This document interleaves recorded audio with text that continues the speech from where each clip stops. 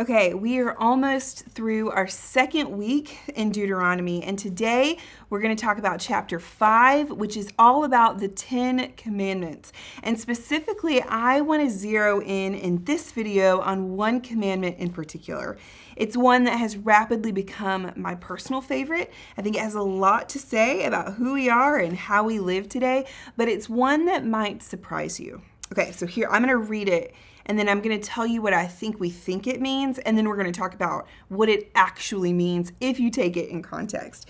So it starts in verse 11. This is the third commandment, and it says, "You shall not take the name of the Lord your God in vain, for the Lord will not hold him guiltless who takes his name in vain." Okay, some of you who are watching this grew up in a household where if you said the word gosh or geez, or maybe something else a little more serious, you had to put a coin in the swear jar because these words, gosh, geez, were tantamount in your house to swearing, to using really, really bad words. Some of us, still have the habit of if something goes wrong or someone cuts you off in traffic, maybe a 2-word phrase slips from your mouth that starts with God and ends with the word I'm not going to repeat on camera. You know what I'm talking about. In Western culture, when we read this third commandment, we often associate it with not using God's name flippantly or misusing the name of God. Don't use it in vain in a way that is not befitting the respect that God deserves. That's what we take this commandment to mean. My guess is that many of you have grown up in a house where when you read this commandment, you shall not take the name of the Lord your God in vain. That's what it means to you.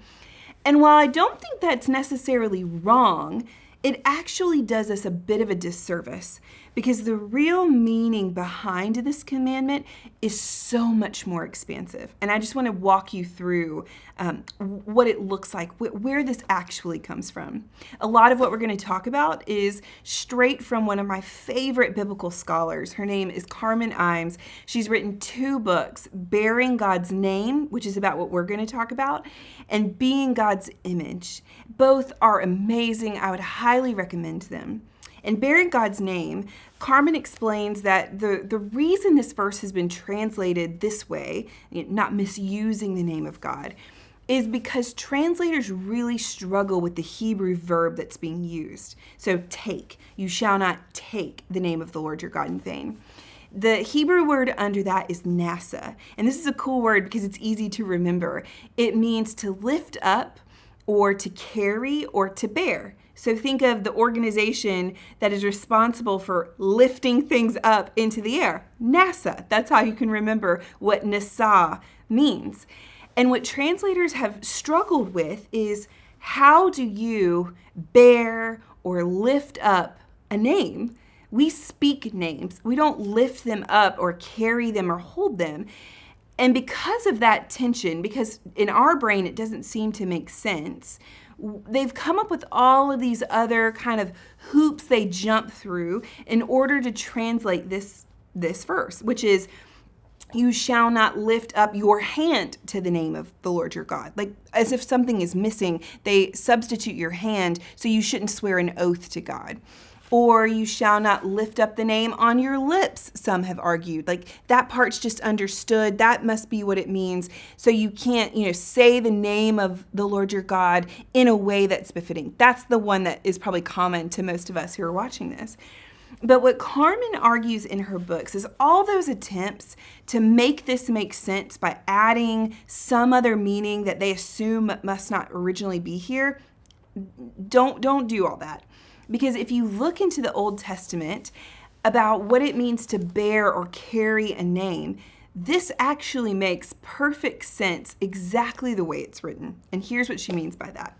So in Exodus, we find this incredible story of the high priest Aaron, Moses's buddy, right? And Aaron, every time he goes into the tabernacle, which was the temple before the temple existed in a permanent spot, every time he goes into the tabernacle, he has these 2 stones on his shoulders. And on each stone is written 6 names of the tribe of Israel. So there's 6 tribes on one side and 6 tribes on another. And right in the text, they use the same verb. Aaron nasaz. He carries, he bears the names of the tribe of Israel every time he goes into the tabernacle. It's a way of talking about the fact that when he walks into the tent, he is representing all of Israel before God. And in the same way, Aaron also wears something else. He wears a nameplate on top of his forehead, on his turban, and it says in Hebrew, Kadesh Yahweh, holy, belonging to the Lord. And that's a way of saying, it doesn't use the exact verb, but it's implied in the exact same way, that just as he bears the name of Israel, Aaron is also bearing the name of God right on his forehead. And so, in this way, when Aaron enters the tabernacle, he is acting both as a representative of God to the people and the people to God. In short, he's acting the same way Israel is supposed to act. So whereas Aaron represents God to the Israelites and the Israelites to God, later in Numbers, we're going to see God's actually putting his name on all the people using the exact same language. Every person in Israel is said to bear God's name, just like that nameplate that Aaron wears inside the tabernacle.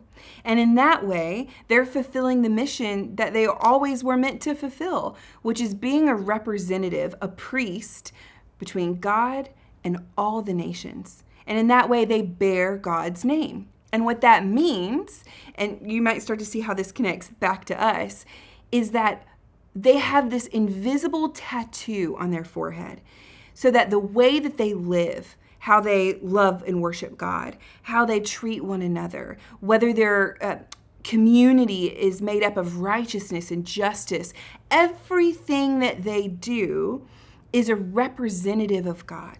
The way that they go about their life, everything they do is representing God because they have that tattoo on their forehead. This idea changed the way I read the Bible.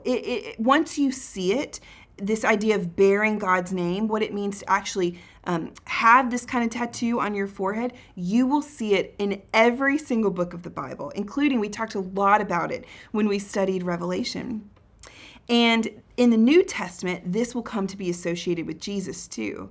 Okay, so this is what it means to bear God's name. It's to act as his representative. So when you go back to Deuteronomy and you read this commandment, you shall not, you could say, bear the name of the Lord your God in vain. What does that mean? Well, to bear God's name is to be his representative. So how could we do that in vain? The Hebrew word for vain, you could substitute it in a number of ways: worthless, futile, inconsequential, meaning to bear God's name in vain would be to live in such a way that God is misrepresented. And another way you could translate vain is false. So representing God in a way that's not true to his character, to who he is. You could represent him in vain by not honoring his teachings. So teaching people things that God actually doesn't teach, or even living in such a way that is inconsequential. When people see the way that you live, do they see God in the midst of that?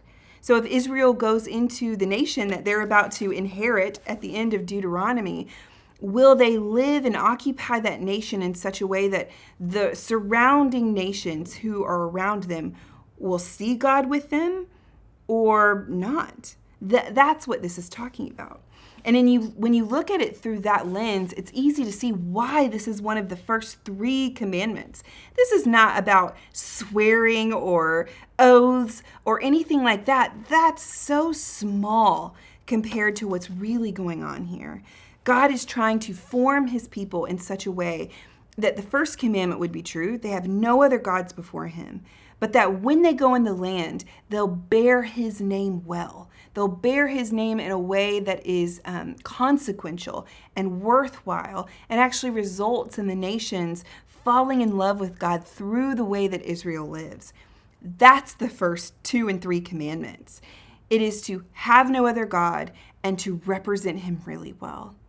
And I think that even though this law was written to Israel thousands of years ago, Jesus adopts the same principle. Jesus is the name by which by no other name can we be saved other than Jesus's. And if you look at even Revelation, there's a chapter that talks about how the followers of the Lamb are sealed with his name and the name of the Father on their foreheads. And I think this is talking about you and me too. How does it change the way you look at your life, the way you go to work, the way you treat your family, the way you treat just the bank teller or the grocer cashier, everyone that you come in contact with, to think that you have a little tattoo on your forehead, that you represent God in everything that you do and how you live?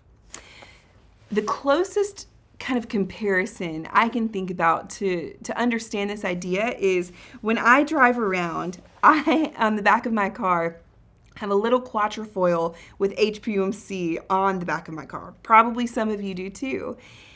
And every time I'm tempted to get upset because someone cut me off in traffic, or I'm tempted to have a little bit of a lead foot, or to, put my hands up when someone does something that I don't agree with in my car, I think, oh gosh, I have that sticker on the back of my car. What are people going to think?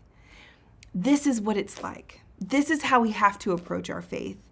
How do people experience God through the way that we live? How are we representing God?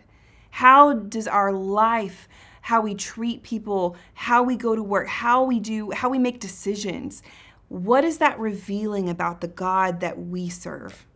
And we have to ask ourselves, in what areas is that going really well? And in what areas are we doing that potentially in vain? In what areas is that inconsequential or even false to who God is? When you think about this third commandment, not to take the name of the Lord, your God, in vain, this is what's at stake. It's far more than just what we say. It's about who we are and how we live.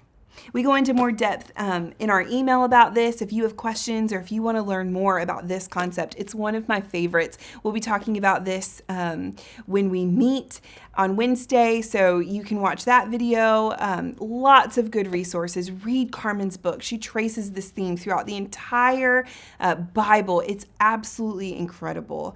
But again, today, I just hope you wrestle with this question. How is the way that you live with this invisible tattoo belonging to God? You are a person who represents God. What does that mean for your life, and how is it going? We'll see you back here tomorrow.